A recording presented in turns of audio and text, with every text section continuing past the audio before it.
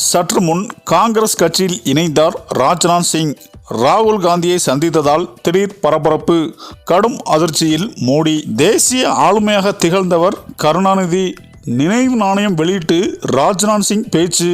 அதாவது, மறைந்த திமுக தலைவர் கருணாநிதி மாநில எல்கைகளை கடந்து தேசிய ஆளுமையாக திகழ்ந்தார் என மத்திய அமைச்சர் ராஜ்நாத் சிங் புகழாரம் சூட்டியுள்ளார். கருணாநிதி நூற்றாண்டு நினைவு நாணயம் வெளியீட்டு விழா சென்னையில் கலைவாணர் அரங்கில் நேற்று நடந்தது.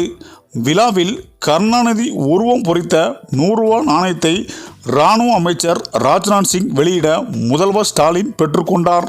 விழாவில் ராஜ்நாத் சிங் பேசியதாவது: கருணாநிதி இந்திய அரசியலில் அசைக்க முடியாத தலைவராக திகழ்ந்தார்.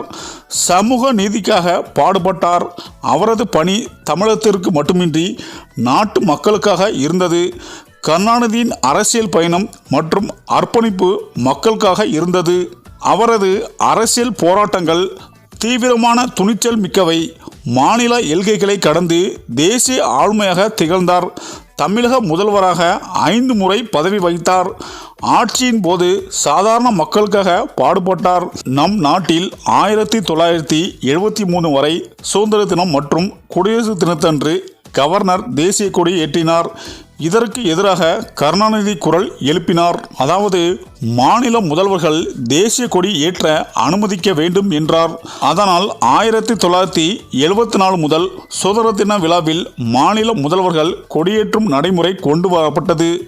தமிழக முதல்வராக இருந்த கருணாநிதி முறையாக தேசிய கொடி ஏற்றினார். கருணாநிதியின் பொதுநல தொண்டால் நாட்டிற்கே நன்மை ஏற்பட்டுள்ளது. 1960 முதல் தற்போது வரை ஆதிக்கம் செலுத்தும் கட்சியாக திமுகவை வளர்த்தவர் கருணாநிதி. கூட்டாட்சி தத்துவத்திற்கு பாடுபட்டவர். நாட்டு நலனுக்காக குரல் எப்போதும் கொடுத்தார். தமிழகம் மற்றும் இந்தியாவின் தேசிய வரைபடத்தை உருவாக்கத்தில் கருணாநிதிக்கு முக்கிய பங்கு உண்டு. பல்வேறு தேசிய கட்சிகளுடன் நல்லுறவை பேணி வந்தார். வாஜ்பாய் அரசியல் பாஜகவுடன் திமுக கூட்டணி அமைத்து அமைச்சரவையில் இடம்பெற்றது. தமிழ் அடையாளத்தில் ஆழமாக வேரூன்றியவர் கருணாநிதி. இந்தியாவின் வடக்கு தெற்கு மாநிலங்களுக்கு இருந்த தொடர்பை நினைவுபடுத்தும் வகையில் காசி தமிழ் சங்கம் போன்ற நிகழ்ச்சிகளை நடத்த பிரதமர் மோடி நடவடிக்கை எடுத்தார். கருணாநிதி வாழ்க்கையில் இருந்து இளம் இந்தியர்கள் கற்றுக்கொள்ள வேண்டியது சொந்த மதிப்பீடுகளுக்கும் உண்மையாக இருப்பதாகும் என்று ராஜ்நாத் சிங் பேசினார். மேலும் இந்த நிலையில் ராஜ்நாத் சிங் இப்படி பேசியதற்கு முக்கிய காரணமே கடந்த சில மாதங்களாகவே பாஜக மீது கடும் அதிருப்தியில் இருந்து வருகிறார்.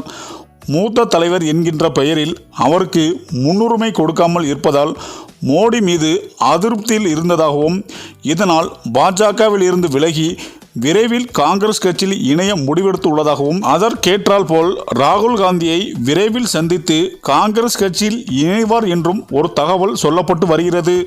இந்த தகவல் மோடியை கடும் அதிர்ச்சியில் ஆழ்த்தியுள்ளது என அரசியல் வட்டாரங்கள் கூறி வருகின்றனர். சரி, இந்த வீடியோ பற்றிய உங்க கருத்துக்களை கமெண்ட்ல சொல்லுங்க. மேலும் வீடியோ பிடித்திருந்தால் லைக் பண்ணுங்க, ஷேர் பண்ணுங்க, மறக்காம நம்ம சேனலை சப்ஸ்கிரைப் பண்ணிக்கோங்க. நன்றி.